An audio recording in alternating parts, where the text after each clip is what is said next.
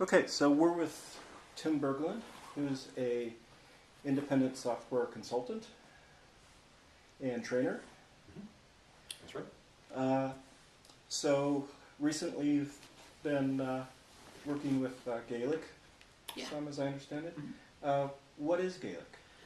Gaelic is a lightweight web application framework for the Google App Engine in Groovy. Might need a denser description of that. That's kind of a mouthful, but really the idea is we've got a world-class full-stack framework in Groovy, and that's of course Grails. Right. And Grails is what you want for a larger or more complex web application. However, Grails, the deployment story of Grails is the deployment story of enterprise Java web applications, which is on the one hand well understood by sort of enterprise operations teams. It's a war file, we kind of know how to deal with that. But in the lightweight case, it's kind of a pain. You know, if you want to go get Java hosting, that's a little harder than PHP hosting or something. You know, right. PHP is the language and kind of the stack with the deployment story. You have FTP files, and that's what that means. So if you have a lighter weight application where you don't necessarily need the full stack and its complexity isn't giving you lots of value, you have something smaller, and you want to deploy it on the Google App Engine, that's a good place for your application to be hosted. Plus you love Groovy, you want to build your applications in Groovy, Gaelic is that framework. Okay. So it seems like I've narrowed that down maybe a little too much, but that's where it wants to live. Small apps, Google App Engine, deployment with a single command, easy stuff. So when you say a small app, are we talking apps with smaller business logic or smaller persistent data? I guess I would mean smaller logic, and that's kind of a tricky thing to quantify too, but if you had some rich domain model, let's say, of 50 domain classes, and you're kind of doing traditional modeling of a domain like that, that would be pretty painful to do in Gaelic. You wouldn't want to do that. You can. You've got access to Google's big table storage, or what's called the data store in terms of the Google App Engine abstractions. And Gaelic wraps that Java interface in a much groovier API that's much more of a pleasure to use than the standard Java stuff. Yeah, but if you're going to do this rich domain model with data store and those abstractions, that would get a little cumbersome. So you wouldn't want to do that. If the app is that big, use Grails, do something different. Okay. Otherwise, simpler logic, and again, I want to be careful with that kind of terminology, you'd want to go there. Big data, though, is fine. If you want to pay for it, the Google App Engine, you can get as big as you want. Right. So I'm just trying to differentiate. A lot of people are probably familiar with Grails now or have taken a look at it. Yeah. And then there's this other web app framework called Gaelic for the Google App Engine. So aside from the hosting aspect, just wanted to clarify. Yeah, where you want to be. And it'd be good for I know the term mashup is kind of 2005, that's a few years ago now, but good for mashup type apps where you're integrating services from a variety of other applications and you have relatively less data storage to do, or not a complex domain model that you're fronting. Awesome for that kind of thing. Okay. So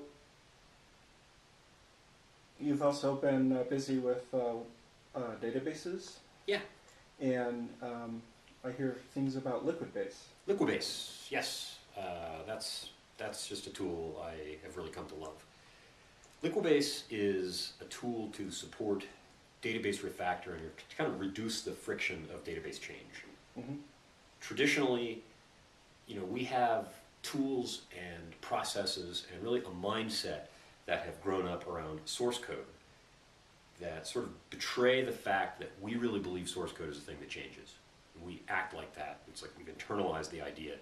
Code changes, we've got great source control tools and processes to organize our work, all around the fact that, man, that code is just volatile as all get out. It's going to change constantly, and we live that way. The database is a mummy, in contrast. It's like wrapped in linen and embalmed, and it's surrounded by these priests that we know as production DBAs that keep the unwashed masses of developers away from it so it can't ever change. That's a stereotype, but I say this to audiences, and there are people out there that are, that they live that.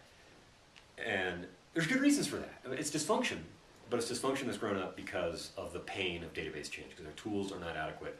We don't act like databases change. So Liquibase is a tool that attempts to reduce that friction and organize the contributions of a team of developers who are making changes to the database. In this ideal case, it's a thing that's going to change just like code. It's going to evolve over time.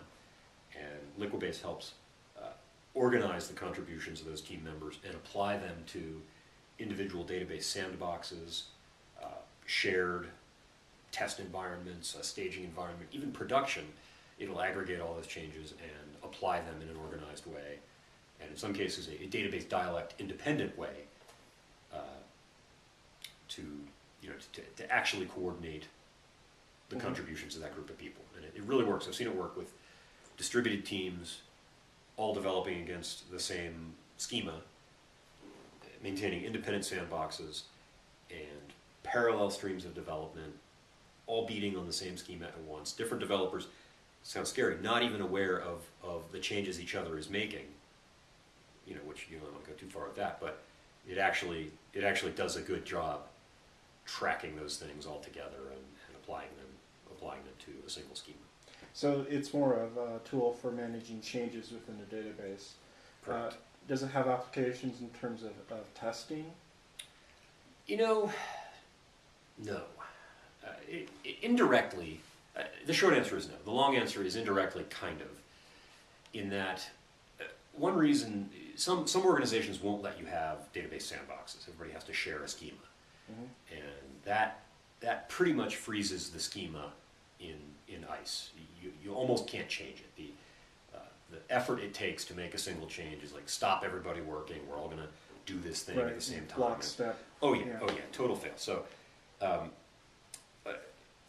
no sandboxes, that's how we have to do changes, and that helps us say the test server is now always going to have the right schema because nobody's making changes all the time. It'll aid testing in that it'll help us keep the test database server schema honest and tracking the changes everyone has made, but there are no direct applications to testing. I kind of got an idea bounced around in my head for a talk maybe for next year on testing the database, and that is a thing. We don't, we kind of act like you can't unit test a database like you can unit test code. We have all these practices. We have talks at No Fluff and at Über Conf and at any conference. We have articles and blogs about how to test code. It's like, in the Java community, it's a cultural value that we do that. In the database community, it's not something they can spell. It's just not something that gets done.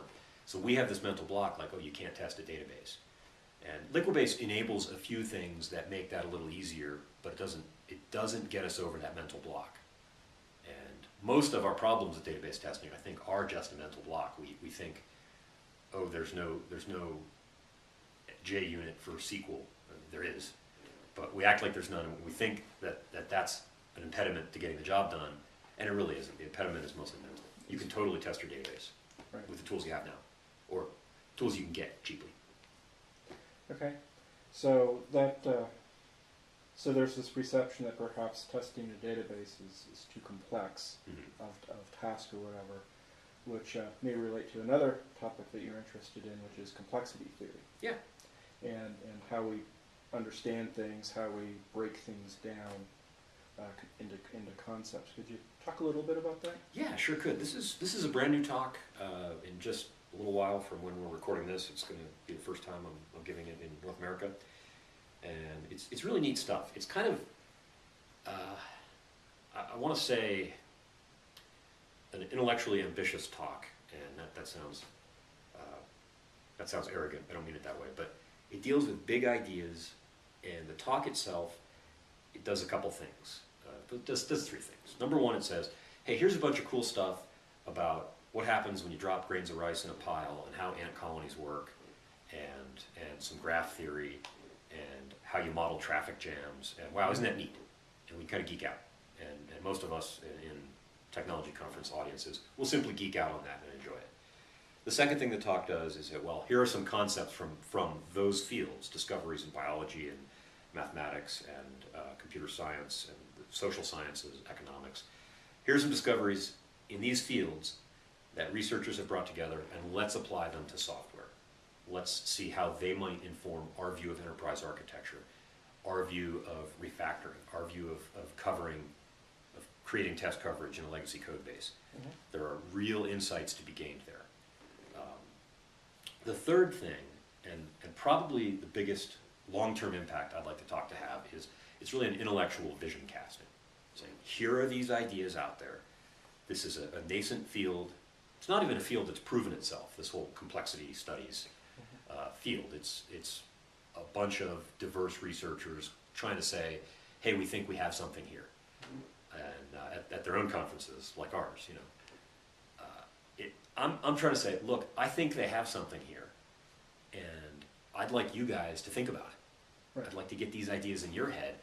I'm suggesting a few applications. There are more, and I think if we think about this together, we might be able to come up with some cool stuff. So I want to, like I said, cast an intellectual vision.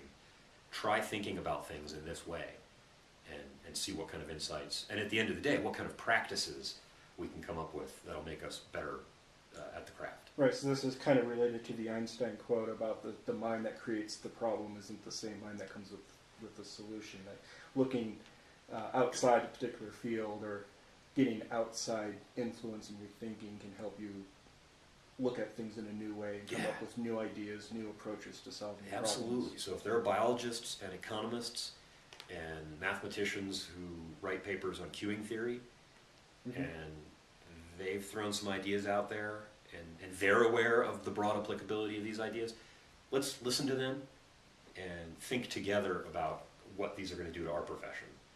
And I know I'm not smart enough to come up with all that application myself, but if a bunch of us are thinking about it, I think we'll come up with something. So Right. In that sense, it's a bit of a forward-looking talk, and I'm just kind of hoping this goes somewhere. All right, very good. Thank you for your time. Hey, you bet. Thanks for having me here.